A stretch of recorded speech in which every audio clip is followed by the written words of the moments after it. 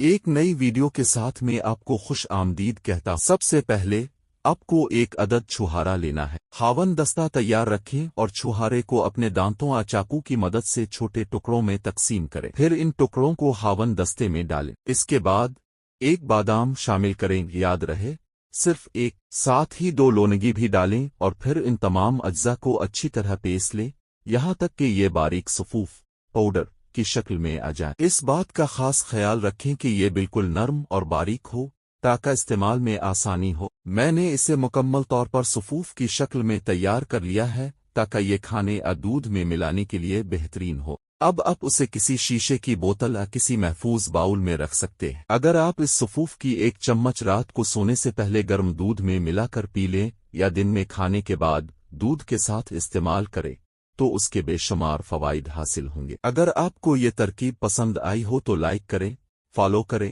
اور سبسکرائب ضرور کریں۔